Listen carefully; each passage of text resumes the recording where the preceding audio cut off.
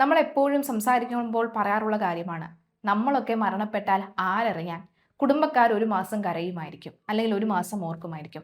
പിന്നെ വർഷാവർഷം ആണ്ട് വരുമ്പോഴോ ഓർമ്മ ദിവസം വരുമ്പോഴോ ഓർക്കുന്നതല്ലാതെ നമ്മളൊക്കെ മരിക്കുന്നതും ജീവിക്കുന്നത് പോലും ആരും അറിയാൻ പോകുന്നില്ല എന്നുള്ളതാണ്.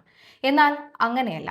നമ്മൾ നല്ലപോലെ ഇടപഴകുകയാണെങ്കിൽ സാധാരണക്കാരും നമ്മുടെ സഹോദരങ്ങളാണ്, അല്ലെങ്കിൽ നമ്മളും എല്ലാവരും ഒന്നാണ് എന്ന് ഒരു പ്രൈവറ്റ് ജോലി അല്ലെങ്കിൽ ഒരു പ്രൈവറ്റ് ബസ്സിലെ കണ്ടക്ടർ പോലും അത്തരം ഒരു സ്വഭാവക്കാരനാണെങ്കിലോ, അതായത് എല്ലാവരെയും ചേർത്ത് പിടിക്കുന്നു, എല്ലാവരും സ്നേഹത്തോട് മാത്രം സംസാരിക്കുകയും ഒക്കെ ചെയ്യുന്നു. പക്ഷേ അദ്ദേഹത്തിന്റെ ജീവിതത്തിൽ വല്ലാത്തൊരു പ്രതിസന്ധി വന്നപ്പോൾ അദ്ദേഹം ഈ ലോകത്തോട് വിട പറയുകയായിരുന്നു. ഇന്ന് അദ്ദേഹത്തെ ഇതുവരെയും കണ്ടിട്ടില്ലാത്തവർ പോലും അദ്ദേഹത്തിന്റെ വിയോഗത്തിനു വേണ്ടി അദ്ദേഹത്തിന് നീതി ലഭിക്കണം എന്നുള്ള ആവശ്യവുമായി മുന്നോട്ട് വരികയാണ്.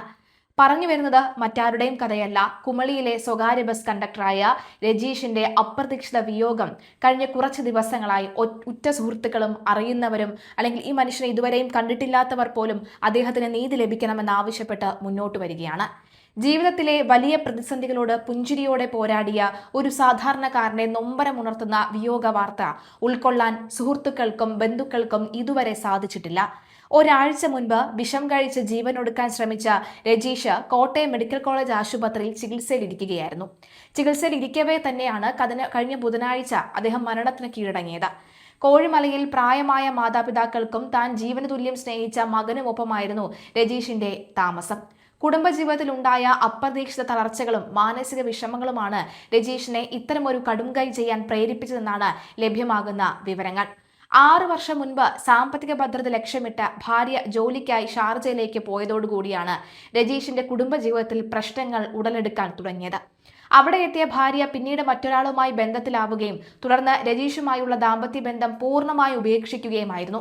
ഭാര്യ പോയെങ്കിൽ എന്താ, തന്റെ മകൻ തന്റെ കൺമുന്നിലുണ്ടല്ലോ, അവന്റെ സന്തോഷവും അവന്റെ കളിച്ചിരികളാലും രജീഷിന്റെ ദുഃഖം അങ്ങനെ പതിയെ പതിയെ മാറി വരികയായിരുന്നു. എന്തായാലും അങ്ങനെ മാറി വന്നുകൊണ്ടിരുന്ന ഏകദേശം 6 വർഷം കഴിയുമ്പോഴാണ് രജീഷിന് ഒരു വക്കീൽ നോട്ടീസ് ലഭിക്കുന്നത്. മറ്റൊന്നും കൊണ്ടല്ല, തൻ്റെ മകനെ തനിക്ക് തിരിച്ചു വേണമെന്നുള്ള ഭാര്യയുടെ വക്കീൽ നോട്ടീസാണ് അദ്ദേഹത്തിന് അടിയിലേക്ക് വന്നത്. അദ്ദേഹം നീതി ലഭിക്കുമെന്ന് നീതി തേടി കോടതിയിലേക്ക് പോയി. പക്ഷേ കോടതി വാദങ്ങൾക്കൊക്കെ ശേഷം കോടതി വിധി രജീഷിനെതിരെയും രജീഷിന്റെ ഭാര്യയ്ക്ക് അനുകൂലമായി വരുന്ന സാഹചര്യം ഉണ്ടായിരുന്നു. ഇത് സഹിക്കവയ്യാതെയാണ് അദ്ദേഹം ഈ നിർമ്മാല്യം എന്ന പ്രൈവറ്റ് ബസ്സിലെ ജീവനക്കാരനായ അദ്ദേഹം ആത്മഹത്യ ചെയ്യാൻ ശ്രമിച്ചത്. പക്ഷെ അന്ന് അദ്ദേഹം മരണപ്പെട്ടില്ല. പിന്നീട് അദ്ദേഹം ആശുപത്രി കിടക്കയിൽ വേദന അനുഭവിച്ചാണ് അദ്ദേഹം മരണപ്പെട്ടത് എന്ന വിവരമാണ്.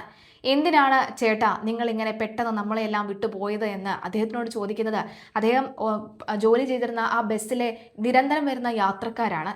ചേട്ടാ ഞങ്ങളോടൊരു വാക്ക് പറഞ്ഞുകൂടായിരുന്നോ, നിങ്ങളുടെ ദുഃഖം ഞങ്ങളുടെയും അല്ലായിരുന്നോ എന്ന് ചോദിക്കുന്നത് അദ്ദേഹത്തെ ദിവസവും ചായക്കടയിൽ വെച്ച് കാണുന്നവരാണ്. അങ്ങനെ ഒരു നാട് ഒന്നടങ്കം ഒരു ചെറുപ്പക്കാരൻ്റെ നീതിക്ക് വേണ്ടി അദ്ദേഹത്തിന് മരിച്ചതിന് ശേഷമെങ്കിലും അദ്ദേഹത്തിന് ആത്മാവിന് ശാന്തി ലഭിക്കാൻ ഞങ്ങൾ എല്ലാവരും തന്നോടൊപ്പം ഉണ്ട് എന്ന് നാട്ടുകാർ പറയുകയാണ്. സത്യത്തിൽ നാട്ടുകാരെ ഇവിടെ കുറ്റപ്പെടുത്താൻ കഴിയില്ല. ചിരിച്ചുകൊണ്ടിരിക്കുന്ന ഏതൊരു മനുഷ്യൻ്റെയും ഉള്ളിനകത്ത് ഒരുപാട് നൊമ്പരമുണ്ട്, നൊമ്പരപ്പെടുത്തുന്ന യാഥാർത്ഥ്യമുണ്ട്, വേദനകളുണ്ട്, വിഷമങ്ങളുണ്ട് എന്നറിയാമെങ്കിലും പലരും അവരുടെ സ്വകാര്യ ജീവിതമല്ലേ എന്ന് പറഞ്ഞ് അത് മാറ്റി നിർത്തി നമുക്ക് സന്തോഷം മതിയല്ലോ എന്നോർത്ത് സന്തോഷിക്കുകയും നല്ല നല്ല വിശേഷങ്ങൾ പറയുകയും മാത്രമാകും ചെയ്യുക. ഒരു പക്ഷേ ഇദ്ദേഹവും തൻ്റെ വേദനകൾ മറ്റുള്ളവരോട് തുറന്നു പറയാൻ ആഗ്രഹിക്കാത്ത ഒരു വ്യക്തിയായിരിക്കാം. ഒരു പക്ഷേ ആ വക്കീൽ നോട്ടീസ് തൻ്റെ 6 വർഷമായി താൻ വളർത്തി വലുതാക്കിയ തൻ്റെ മകൻ, അമ്മയില്ലെങ്കിലും അമ്മയും അച്ഛനും സഹോദരനും സുഹൃത്തും ഒക്കെ ആയി നിന്ന് വളർത്തിയ ആ മകൻ പെട്ടെന്ന് തന്നെ വിട്ടു പോകുന്നു എന്നറിഞ്ഞപ്പോൾ ഇനി ആരുണ്ട് എന്ന ചോദ്യത്തിന് മുന്നിൽ ഒരു പക്ഷേ പകച്ചു പോയിട്ടുണ്ടാകാം ആ പാവം പിടിച്ച പച്ചയായ മനുഷ്യൻ. നെഞ്ചോട് ചേർത്ത് പിടിച്ച് വളർത്തിയ രജീഷിന്റെ ജീവിതം മകനു വേണ്ടി മാത്രമായി മാറി. എന്നാൽ ഇതിനിടയിൽ 6 വർഷത്തിന് ശേഷം 1 മാസം മുൻപ് നാട്ടിലെത്തിയ ഭാര്യ മകനെ തൻ്റെയൊപ്പം വിദേശത്തേക്ക് കൊണ്ടുപോകുന്നതിനായി കട്ടപ്പന കോടതിയെ സമീപിക്കുകയായിരുന്നു. നീണ്ട നിയമ പോരാട്ടത്തിനൊടുവിൽ കോടതി ഉത്തരവ് ഭാര്യയ്ക്ക് അനുകൂലമായി വരികയും ചെയ്തു. അമ്മയോടൊപ്പം പോകാൻ കുട്ടിക്ക് അനുമതി ലഭിക്കുകയും ചെയ്തു. വർഷങ്ങളോളം താൻ കൂടെ കിടത്തി പോറ്റി വളർത്തിയ ഏക മകനെ പെട്ടെന്നൊരു ദിവസം അമ്മയ്ക്കൊപ്പം വിട്ടു നൽകേണ്ടി വന്നത് രജീഷിനെ മാനസികമായും പൂർണ്ണമായി തളർത്തിക്കളഞ്ഞു. മകൻ തന്നിൽ നിന്ന് എന്നേക്കുമായി അകന്നു പോകുമെന്ന ആഴമേറിയ സങ്കടം താങ്ങാനാകാതെയാണ് രജീഷ് ജീവനൊടുക്കാൻ ശ്രമിച്ചതെന്ന് പ്രാദേശിക പഞ്ചായത്ത് അംഗം റോബിൻ കാരക്കാടൻ വെളിപ്പെടുത്തിയിട്ടുണ്ട്. രജീഷിന്റെ മരണശേഷവും ക്രൂരമായ നിലപാടുകളാണ് ഭാര്യയുടെ ഭാഗത്ത് നിന്നുണ്ടായതെന്ന് ബന്ധുക്കളും സുഹൃത്തുക്കളും ആരോപിക്കുന്നു. അച്ഛന്റെ വിയോഗ വാർത്ത അറിഞ്ഞിട്ടും കുട്ടിയെ അന്ത്യകർമ്മങ്ങളിൽ പങ്കെടുപ്പിക്കാൻ പോലും വിട്ടു നൽകാൻ അമ്മ ആദ്യം തയ്യാറായില്ല. ഒടുവിൽ ബന്ധുക്കളും നാട്ടുകാരും വീണ്ടും കോടതിയെ സമീപിച്ച ശേഷമാണ് കടുത്ത നിബന്ധനകളോടുകൂടി അച്ഛന്റെ സംസ്കാര ചടങ്ങുകൾക്കായി കുട്ടിയെ നാട്ടിലെത്തിക്കാൻ സാധിച്ചതെന്ന് റോബിൻ കാരക്കാടൻ കൂട്ടിച്ചേർത്തു. മകനെ ജീവൻ തുല്യം സ്നേഹിച്ചിരുന്ന ഒരച്ഛന് ആ വേർപാട് ഒട്ടും താങ്ങാൻ കഴിയുന്നതായിരുന്നില്ലെന്ന് അദ്ദേഹവുമായി അടുത്ത ബന്ധമുള്ള എല്ലാവരും ഒരേ സ്വരത്തിൽ സാക്ഷ്യപ്പെടുത്തുകയായിരുന്നു. ബസ്സിലെ യാത്രക്കാർക്കും ഏറെ പ്രിയപ്പെട്ടവനായിരുന്നു രജീഷ്. ആരോടും പിണക്കമില്ലാത്ത, എപ്പോഴും മുഖത്ത് പുഞ്ചിരി മാത്രം സൂക്ഷിച്ച് പെരുമാറിയിരുന്ന അദ്ദേഹത്തെക്കുറിച്ച് എല്ലാവർക്കും നല്ല വാക്കുകൾ മാത്രമേ പറയാനുള്ളൂ.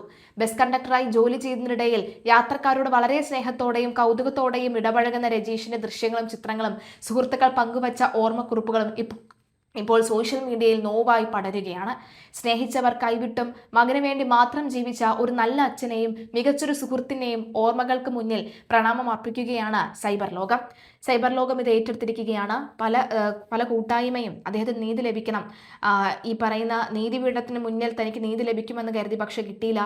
അദ്ദേഹത്തിനെ വഞ്ചിച്ചു പോയ മറ്റൊരു ജീവിതം തെരഞ്ഞെടുത്തവർക്കെതിരെ നിയമ നടപടി സ്വീകരിക്കണമെന്നൊക്കെ ആരോപിച്ചുകൊണ്ട് അദ്ദേഹത്തിന്റെ വീട്ടിലേക്കൊക്കെ തന്നെ കൂട്ടായ്മ ഇപ്പോൾ എത്തിച്ചെല്ലുന്നുണ്ട് എന്നുള്ളതാണ്. ആ വൃദ്ധരായ മാതാപിതാക്കളുമായി ബന്ധപ്പെട്ട് സംസാരിക്കുന്നുണ്ടെന്നാണ് മനസ്സിലാകുന്നത്. എന്തായാലും അദ്ദേഹത്തിന് നീതി ലഭിക്കണമെന്ന് ആവശ്യപ്പെട്ട ഒരു കൂട്ടായ്മ തന്നെയാണ് കട്ടപ്പനയിൽ രൂപപ്പെട്ടിരിക്കുന്നത്.